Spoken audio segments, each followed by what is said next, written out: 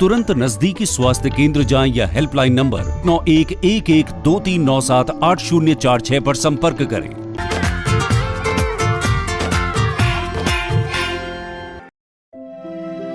नमस्कार दोस्तों, आज के इस वीडियो में आपका स्वागत है। आज हम पढ़ेंगे आपकी गणित की किताब का पहला पाठ, जिसका नाम है पूर्णांक, और इसी को हम अंग्रेजी में इंटीजर्स के नाम से जानते हैं। तो चलिए दोस्तों, इस वीडियो में आगे बढ़ते हैं और देखते हैं कि आज के हमारे विषय क्या होंगे।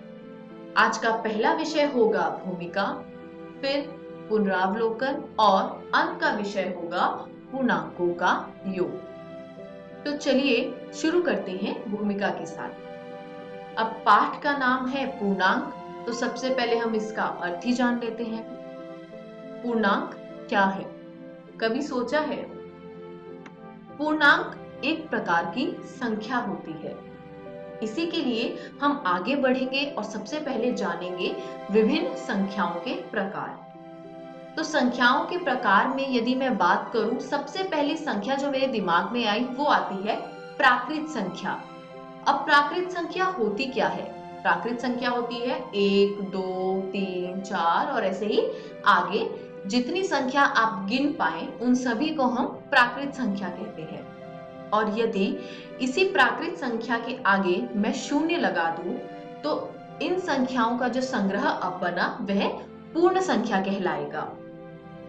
अब थोड़ा आगे बढ़कर यदि मैं इसमें ऋणात्मक संख्याओं को जोड़ दूं, यानी -1, -2, -3, -4 और ऐसे ही बढ़ता जाएगा, तो अब यह संग्रह और बड़ा हो गया है। और पूर्ण संख्या और ऋणात्मक संख्या को जब आप मिला देते हैं तो आपको प्राप्त होता है पूर्णांक। यानी पूर्णांकों में पूर्ण संख्या भी आती है, प्राकृत संख्या भी आती है और ऋणात्मक संख्या भी आती है। ये पूरा संग्रह जो है वो पूर्णांक कहलाता है। अब चलिए आगे बढ़ते हैं और देखते हैं पूर्णांकों के प्रकार। अब संख्या रेखा को तो सभी ने देखा होगा, देखा है तो बहुत बढ़िया, और नहीं देखा तो आइए दिखाती हूँ। आपके सामने संख्या रेखा बनाई गई है जिसमें बीच में शून्य है। अब जब आप इस संख्या रेखा में दाहिनी ओर जाएंगे तो आपको कुछ संख्याएं जो प्राप्त होंगी वो किस प्रकार की होंगी? 1, 2 और 3। इन सभी पूर्णांकों को हम धनात्मक पूर्णांक कहते हैं। क्यों? क्योंकि इनके आगे कोई चिन्ह नहीं है, तो हम मान लेते हैं कि इनके आगे प्लस का चिन्ह होगा। अब यदि इसी संख्या रेखा में मैं शून्य के बाईं ओर चलूं तो मुझे जो संख्याएं प्राप्त होंगी वो होगी -1, -2 और -3। इन सभी पूर्णांकों को हम ऋणात्मक पूर्णांक कहते हैं। क्यों? क्योंकि इन सभी के आगे ऋणात्मक यानी माइनस का चिन्ह है। अब बीच में बचती है एक संख्या शून्य। शून्य ऋणात्मक पूर्णांक भी नहीं होता और धनात्मक पूर्णांक भी नहीं होता, इसको हम केवल पूर्णांक कहते हैं। आइए देखते हैं अगला विषय, पुनरावलोकन। आपके सामने एक संख्या रेखा दिखाई गई है। अब इस संख्या रेखा में जैसे जैसे आप दाहिनी ओर बढ़ते जाएंगे संख्याओं का मान बढ़ता जाता है और ये खत्म होता है कहाँ? अनंत पर। ठीक उसी प्रकार यदि आप संख्या रेखा में बाईं ओर चलते जाएं तो जो संख्या रेखा है वो कहाँ समाप्त होती है? माइनस अनंत पर। यानी सबसे बड़ा या सबसे छोटा कोई पूर्णांक होता ही नहीं है, ये असीमित है और निरंतर रूप से बढ़ता रहता है। चलिए आगे बढ़ते हैं और देखते हैं एक और रोचक तथ्य। अब यहाँ पर संख्या रेखा में जब आप दाहिनी ओर जा रहे हैं तो आपको दो संख्याएं मिली, 1 और 2। एक बाईं ओर है और 2 दाईं ओर है, और एक 2 से छोटा भी है। तो यहाँ हमने देखा कि संख्या रेखा में जब भी आप दो संख्याओं को लेते हैं तो बाईं ओर वाली संख्या छोटी होती है और दाईं ओर वाली संख्या बड़ी होती है। ठीक उसी प्रकार आप यहाँ भी देख सकते हैं, जब आप संख्या रेखा में बाईं ओर गए तो दो संख्याएं देखी होंगी, -2 और -1।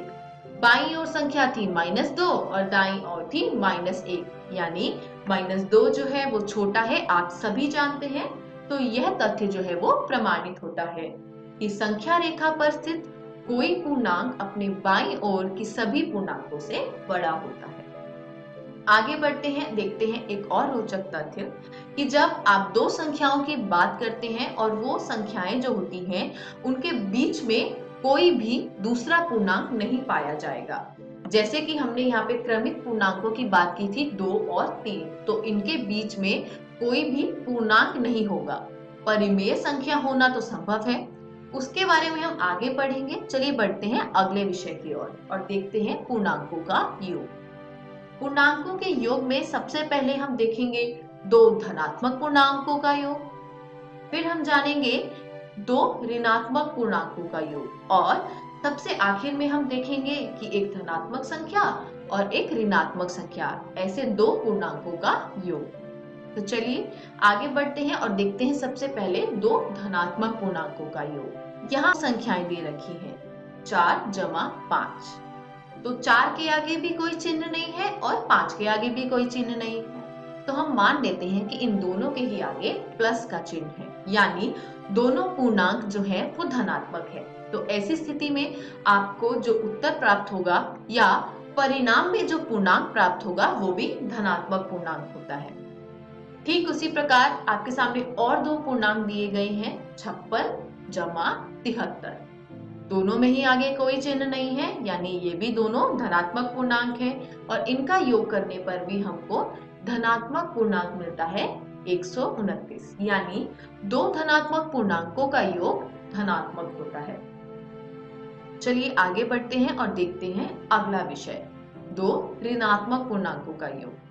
-4 जमा -5, यहाँ पर -4 भी ऋणात्मक पूर्णांक है और -5 भी ऋणात्मक पूर्णांक है। इनको जोड़ने पर हमें प्राप्त होता है -9। आगे बढ़ते हैं, देखते हैं अगला उदाहरण, -56 और -73, इन दोनों को भी जोड़ने पर हमको प्राप्त होता है -129, यानी इस उदाहरणों से हमें यह सीखने को मिला कि दो ऋणात्मक पूर्णांकों का योग ऋणात्मक होता है। चलिए आगे बढ़ते हैं और देखते हैं अगला विषय कि एक धनात्मक और एक ऋणात्मक पूर्णांकों का योग किस प्रकार प्राप्त किया जाता है। आपके सामने दो संख्याएं दी गई हैं -4 और 5, एक ऋणात्मक पूर्णांक है और एक धनात्मक। तो आप यहाँ देखिए 4 क्या है, ऋणात्मक है और 5 जो है वो धनात्मक है। यहाँ पर जो ऋणात्मक संख्या का मान है, यानी जो 4 वाला संख्या है वो 5 से छोटा है, तो चिन्ह जो है वो धनात्मक ही आएगा। यानी जो भी संख्या बड़ी होती है, अगर आपका धनात्मक पूर्णांक बड़ा है तो प्लस का चिन्ह आएगा और अगर ऋणात्मक पूर्णांक बड़ा है तो माइनस का चिन्ह आएगा। अगले उदाहरण में हमने देखा जो हमको दो पूर्णांक दिए हैं उसमें ऋणात्मक पूर्णांक है -6 और धनात्मक पूर्णांक है 4। अब 6 जो है वो है 4 से बड़ा, तो इसलिए परिणाम में जो पूर्णांक आएगा उसके आगे माइनस का चिन्ह आएगा।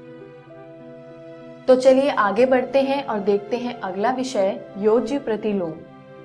किसी पूर्णांक a का जो योज्य प्रतिलोम होता है वो -a होता है और इसके विपरीत -a का जो योज्य प्रतिलोम होता है वो a होता है।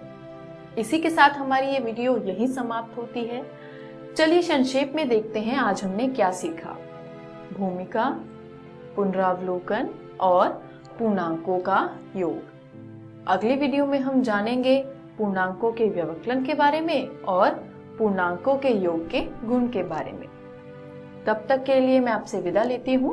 घर जाइए, प्रश्नावली 1.1 में दिए गए प्रश्नों का निरंतर अभ्यास कीजिए। किसी भी प्रकार के संदेह एवं सहायता के लिए हम हमेशा उपलब्ध हैं। धन्यवाद।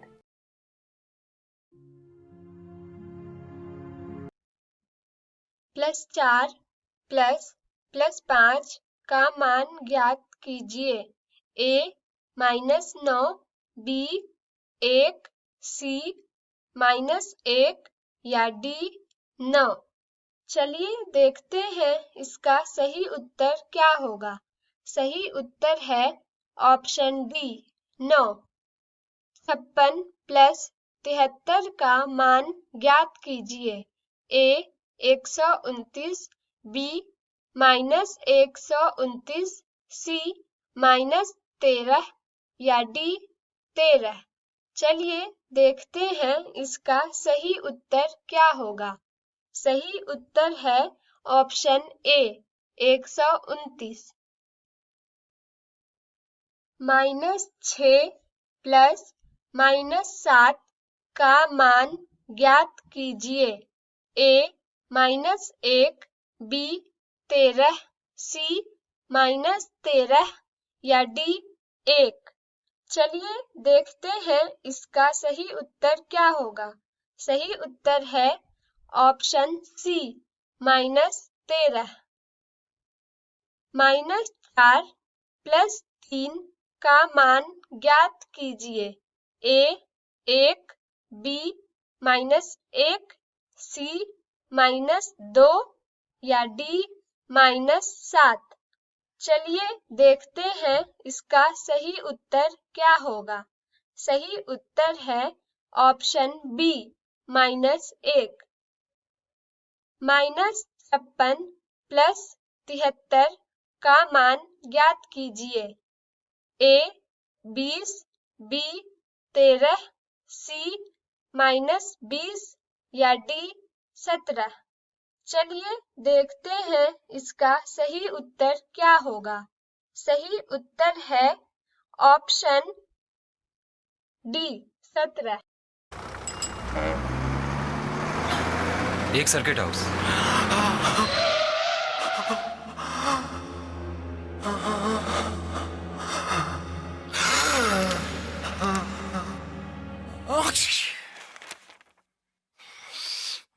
नोवेल कोरोना वायरस बीमारी को फैलने से रोका जा सकता है। खांसते और छींकते वक्त अपने मुंह पर रुमाल और टिश्यू रखकर इसे फैलने से रोक सकते हैं। अपनी सुरक्षा